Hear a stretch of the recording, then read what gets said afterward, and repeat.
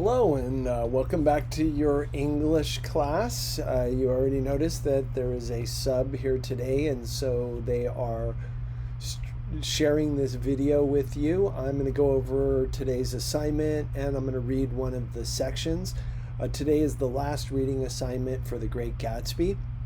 I need to let you know that you have about 2.5 weeks to turn in any assignments related to Great Gatsby. I mentioned this last time. I'm going to keep mentioning it. You got about 2 weeks. Once we move out of Gatsby into the next unit, I will not accept Great Gatsby any longer. However, you can turn in anything without losing points. So I really want to encourage you to do past due assignments. Today, again, is the final reading assignment for the novel. It is the anticlimactic ending after Gatsby's death, what happens afterwards. And so I'm going to spend the time to go over those things so that you can complete it right now during class. When I am done with this video, the sub will dismiss you, and then you'll be able to go and sign out with attendance like you would in your normal class. So The Great Gatsby. These are the last 19 pages of the novel. It is after Gatsby has died, the aftermath, and I titled this final chapter, Chapter 9, The Funeral, and it's kind of what happens afterwards and Nick reflecting on everything. So before I read the first section with you, I'm going to go over the writing topics so everybody has a chance to do a quick little review before they read and think about where we are at this point in the novel. So first of all, what happened to Gatsby? Well, if you didn't get it, what happened after Myrtle's death? So Myrtle gets killed because Daisy hits her. Daisy goes home. Tom comes back. They seem to be conspiring. There seems to be some reconciliation. Gatsby goes and hides the car. There is some sort of a promise that Daisy is going to call him up the next day to make sure that she's okay. So he is kind of hanging out and waiting for Daisy's phone call.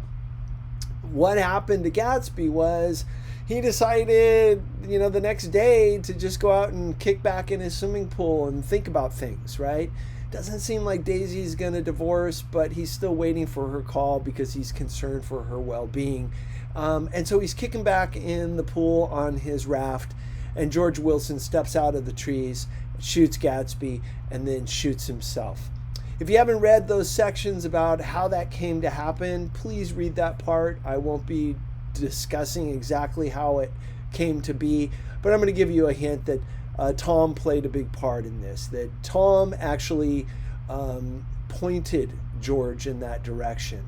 And Tom knew exactly what George was going to do. Tom knew exactly what George was thinking. So I'm going to be putting this here that Gatsby was kind of killed by Tom.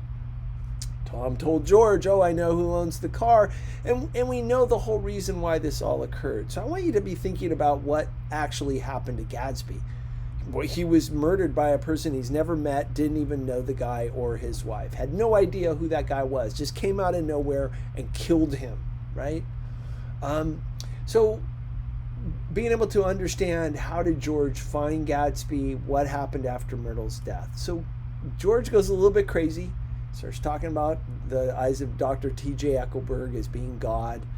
And he goes around trying to find out whose yellow car that was. Tom tells him, and it's hinted that Tom tells him that the car was Gatsby's.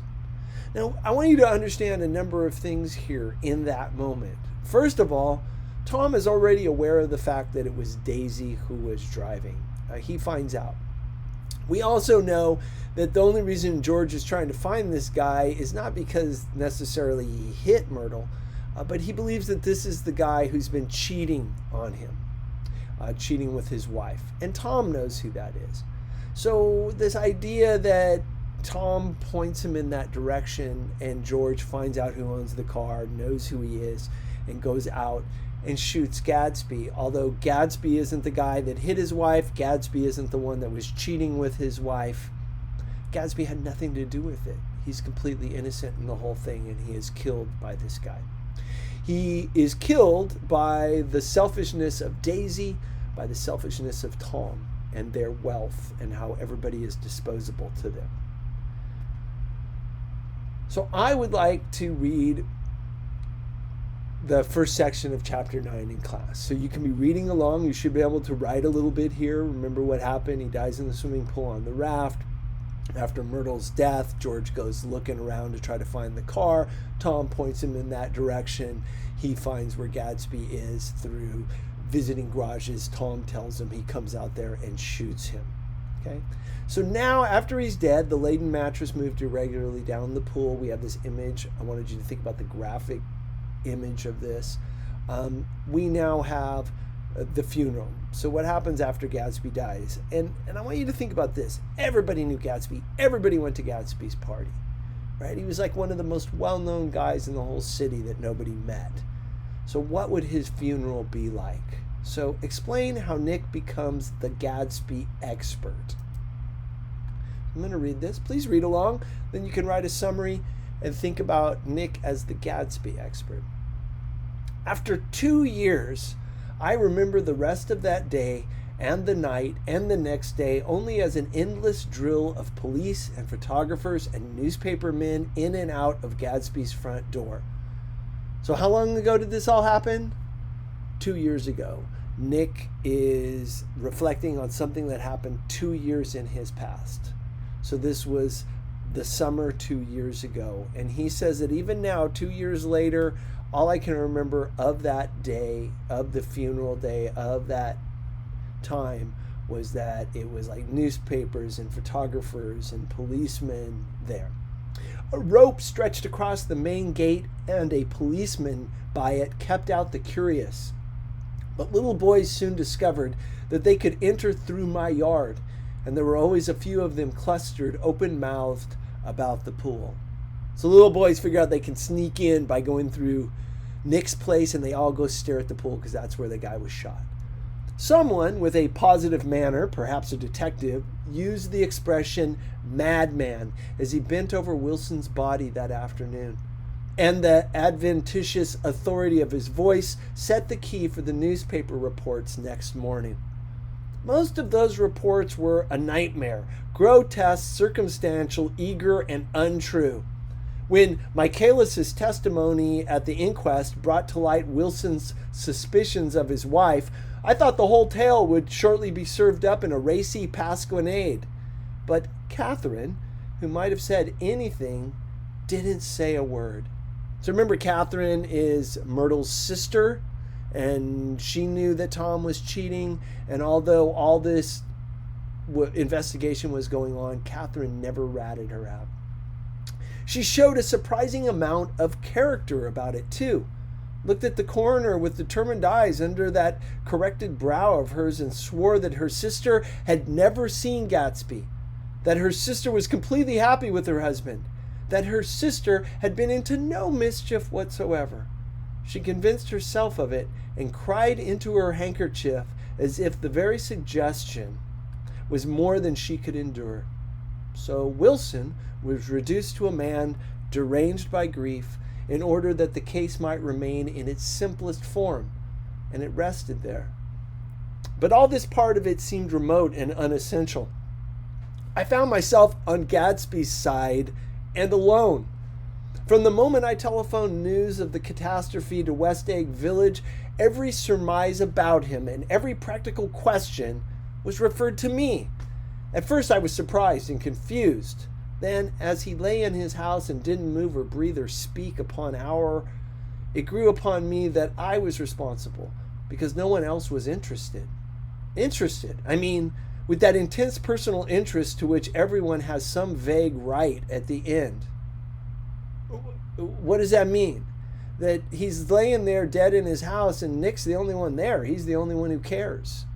So I called up Daisy half an hour after we found him, called her instinctively and without hesitation. But she and Tom had gone away early that afternoon and taken baggage with them. Left no address? No. Say when they'd be back? No. Any idea where they are or how I could reach them? I don't know, can't say. I wanted to get somebody for him. I wanted to go into the room where he lay and reassure him, I'll get somebody for you, Gadsby. Don't worry, just trust me. I'll get somebody for you. Meyer Wolfson's name wasn't in the phone book. The butler gave me his office address on Broadway, and I called information, but by that time I had the number. It was long after 5 and no one answered the phone. Will you ring again? I've rung them 3 times. It's very important. Sorry, I'm afraid no one's there. I went back to the drawing room and thought for an instant that they were chance visitors, all these official people who suddenly filled in. But as they drew back the sheet and looked at Gatsby with unmoved eyes, his protest continued in my brain. Look here, old sport. You've got to get somebody for me. You've got to try hard. I can't go through this alone. Someone started to ask me questions, but I broke away and, going upstairs, looked hastily through the unlocked parts of his desk. He'd never told me definitely that his parents were dead, but there was nothing, only the picture of Dan Cody, a token of forgotten violence, staring down from the wall. Next morning, I sent the butler to New York with a letter to Wolfson, which asked for information and urged him to come out on the next train. That request seemed superfluous when I wrote it. I wasn't sure he'd start when he saw the newspapers, just as I was sure there'd be a wire from Daisy before noon. But neither a wire nor Mr. Wolfson arrived. No one arrived, except more police and photographers and newspapermen. When the butler brought back Wolfson's answer, I began to have a feeling of defiance, of scornful solidarity between Gatsby and me against them all. Dear Mr. Carraway, this has been one of the most terrible shocks of my life to me. I hardly can believe that it is true at all. Such a mad act as that man did should make us all think. I cannot come down now, as I am tied up in some very important business and cannot get mixed up in this thing now. If there is anything I can do a little later, let me know in a letter by Edgar. I hardly know where I am when I hear about a thing like this and am completely knocked down and out. Truly yours, Meyer Wolfson. And then hastily added beneath, let me know about the funeral, etc. Do not know his family at all. So that's 9.1. I just read for you. I found myself on Gatsby's side alone. Gatsby expert. What's that mean? That means nobody showed up. It's in the newspapers. Nobody shows up. Even Wolfson, his business partner, isn't going to come. Nobody. He doesn't even know how to get a hold of his parents, doesn't know whether they're alive or dead. That means that there's not going to be anybody at his funeral. So what is the ultimate statement of who you are when you die? Who shows up at your funeral? Who says something about you afterwards? That kind of immortality that comes from your name. And so Gatsby is now dying alone, with nobody who comes and cares. And there's only one guy who seems to care, and that's Nick. He's the only guy on his side, and he's determined, so he's trying to get people to come, but nobody is responding. And everybody's just asking him questions about Gatsby like he's the expert. And in a way, he is the Gatsby expert, right? He has shared his story.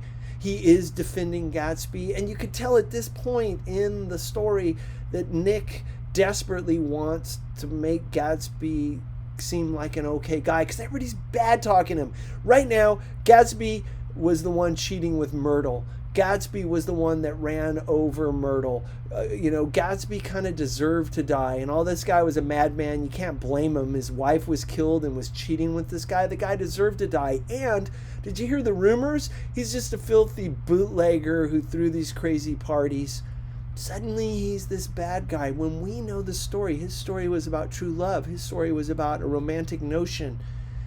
His story was a dream that we all could have.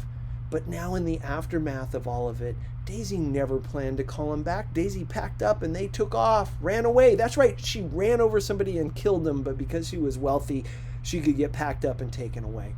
Never was going to call him. She doesn't care about his death. She isn't going to show up at the funeral or anything. And so we find this idea that Nick is the only one that can preserve Gatsby's name. And now let's imagine, as a last thing, Let's imagine that because of Nick, Gatsby will live for eternity. As long as people read the story of Gatsby, people will know about Gatsby. And so who is Gatsby in terms of the American dream? Gatsby is that pursuit, that inspiration to chase after love, to chase after success. And that he may have done many things that Nick didn't approve of. He may have done many things that were not necessarily legal, but because he was a good soul who was pursuing a noble cause, love, we tend to forgive him. So rather than thinking of him as just an organized crime guy who killed somebody and cheated with somebody's wife, we think of Gatsby in a completely different light. We can see Gatsby the way that Nick sees him. Okay, so please finish these pages. It's not much reading at all. The ending of the novel, the last part, so we beat on boats against the current, borne back ceaselessly into the past. I really want you to be thinking about the ending of this thing. When we come back together on Wednesday, we will be doing the final project slides for this, the final ending of the book, and the ideas. Again, you will have about 2.5 weeks to turn in anything Gatsby, and then we will be changing to the next unit, which, by the way, is a comedy play by Steve Martin. Right now, the sub is going to turn this video off, and you will be asked to make sure and sign out with the attendance link that is on the sheet. If you have any questions about these assignments, email me. I will be checking the emails after Thursday when I have internet access again. Good luck, and I will see everybody next week.